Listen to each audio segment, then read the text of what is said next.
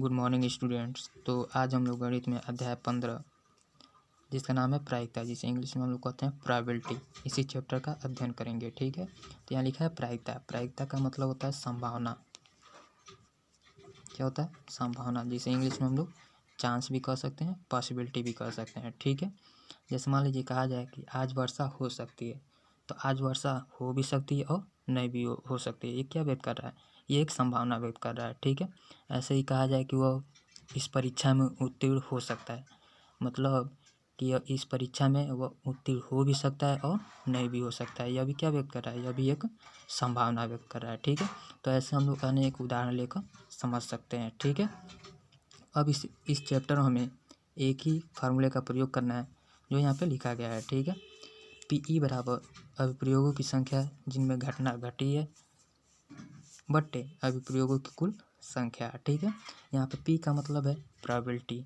ठीक है, E का मतलब है इवेंट, मतलब घटना। ठीक है, तो प्रोबेबिलिटी ऑफ इवेंट।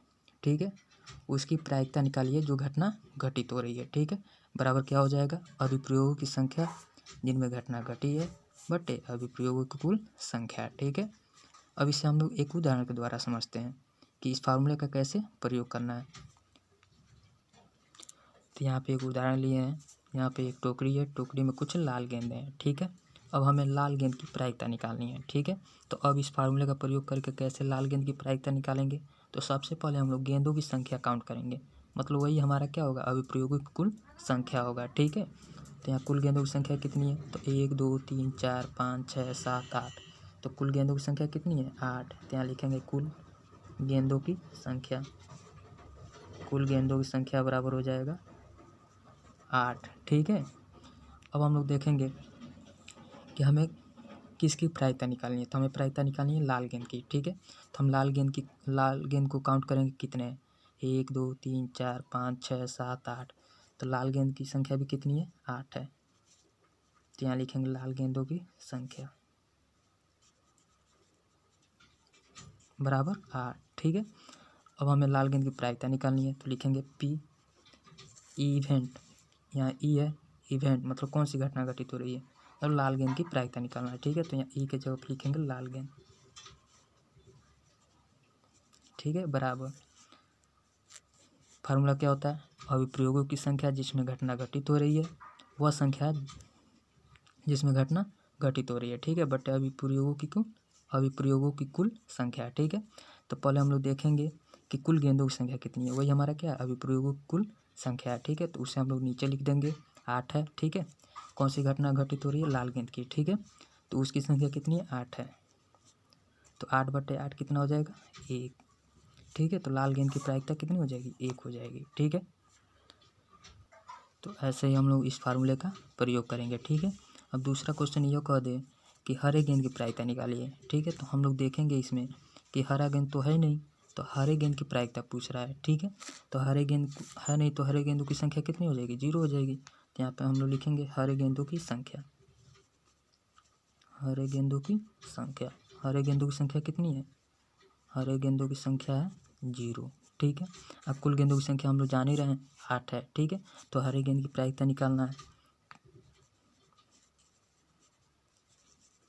तो P क्वेश्चन में क्या लिखेंगे? हरे गेंद, क्योंकि कौन सी घटना है? हरे गेंद की। ठीक है, बराबर अब हम लोग जानते हैं कि अभिप्रयोगों की कुल संख्या नीचे लिखते हैं, मतलब यहाँ पे कुल गेंदों की संख्या जो है वो नीचे लिखेंगे। ठीक है, अभिप्रयोग की संख्या जिसमें घटना घटित हो रही है, मतलब वो संख्या जो जिसमें घटना घटित हो रही है। तो हरे गेंद की घटना घटित हो रही है, तो हाँ उसकी संख्या कितनी है? 0। तो यहाँ लिख देंगे 0। तो 0 बटा 8 बराबर 0। ठीक है, अब हम लोग यहाँ पर देख रहे हैं कि इस सवाल में 2 प्रायिकता निकाला गया, एक लाल गेंद की, एक हरे गेंद की। ठीक है, तो एक की प्रायिकता 1 आया है, दूसरे की प्रायिकता 0 आया है। तो हम लोग यहाँ से यह कह सकते हैं कि प्रत्येक घटना की प्रायिकता 0 और 1 के बीच होती है, अर्थात PE ये इसका मान 0 से अधिक या 0 के बराबर हो सकता है, या 1 से कम या 1 के बराबर हो सकता है। ठीक है, तो हम लोग को यह याद रखना है कि कोई भी घटना घटित हो रही है तो उसमें जो प्रायिकताओं का मान आएगा वह 0 से अधिक या 0 के बराबर या 1 के बराबर या 1 से कम आएगा। ठीक है, तो हम लोग यहाँ पे देख भी रहे हैं कि लाल गेंद की प्रायिकता 1 आ रहा है और हरे गेंद की प्रायिकता कितनी आ रही है, 0 आ रही है। ठीक है, तो यहाँ से हम लोग यह भी कह सकते हैं कि कोई भी प्रायिकता होगा उसका मान ऋणात्मक नहीं हो सकता है, ऋणात्मक नहीं हो सकता है। ठीक है, मतलब प्रायिकता का मान यहाँ क्या दिया है, 0 से अधिक मतलब ऋणात्मक नहीं हो सकता है। ठीक है, और 1 से कम मतलब 2, 3, 4, 5, 6 यह संख्या नहीं हो सकता है। ठीक है, तो यह बात हमेशा याद रखिएगा कि प्रायिकता ऋणात्मक भी नहीं हो सकता है और न ही वह 1 से अधिक हो सकता है। ठीक है, प्रायिकता का मान हमेशा 0 और 1 के बीच का होगा। ठीक है, अब दूसरी बात यह याद रखना है कि सभी प्रायिकताओं का योगफल 1 होता है। मतलब कोई भी घटना घटित हो रही है उसमें प्रायिकताओं का योग कितना होगा, 1 होगा। ठीक है, जैसे यहाँ पर देख रहे हैं हम लोग कि लाल गेंद की प्रायिकता 1 आया है और हरे गेंद की प्रायिकता कितना आया है, 0 आया है। ठीक है, अगर इन दोनों को जोड़ेंगे, लाल गेंद ठीक है प्लस प्रोबेबिलिटी ऑफ हरा गेंद। ठीक है, तो लाल गेंद की प्रायिकता कितनी है, 1 है, प्लस हरे गेंद की प्रायिकता कितनी है, 0 है। तो 1 + 0 कितना होगा, 1 होगा। ठीक है, तो हम लोग यहाँ से कह सकते हैं कि कोई भी घटना घटित हो रही है उसमें सभी प्रायिकताओं का योगफल कितना होगा, 1 होगा। ठीक है, वह यहाँ पे लिखा गया है। ठीक है, अब हम लोग प्रश्नावली 15.1 का पहला सवाल हल करेंगे। ठीक है, तो पहला सवाल दिया है, एक क्रिकेट मैच में एक महिला बल्लेबाज खेली गई 30 गेंदों में 6 बार चौका मारती है। ठीक है, चौका न मारे जाने की प्रायिकता ज्ञात कीजिए। ठीक है, अब इस सवाल को देखिए क्या कर रहा है।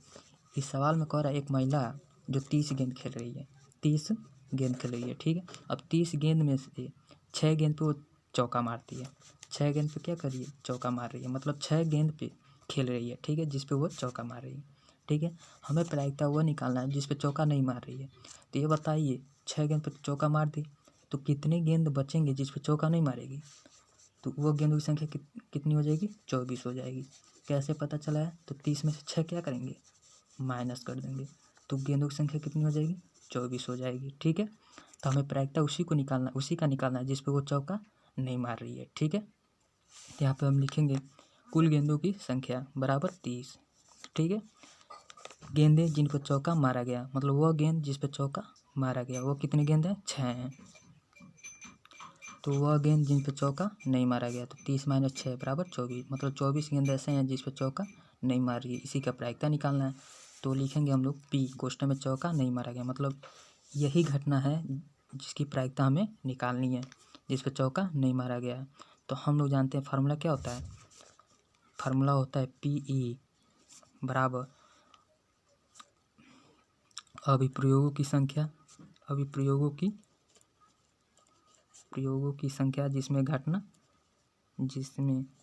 घटना घटी है। ठीक है, बटे अभिप्रयोगों की कुल संख्या।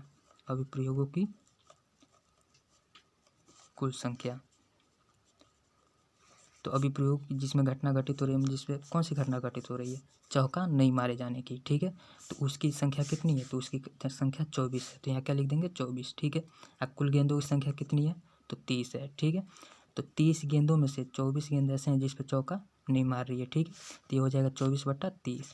अब यह कट जाएगा 6 से 4 बार में ये कटेगा और 30 कटेगा 5 बार में, तो हम लोग की प्रायिकता कितनी हो जाएगी, 4/5। यही हम लोग का क्या हो जाएगा, आंसर हो जाएगा। ठीक है,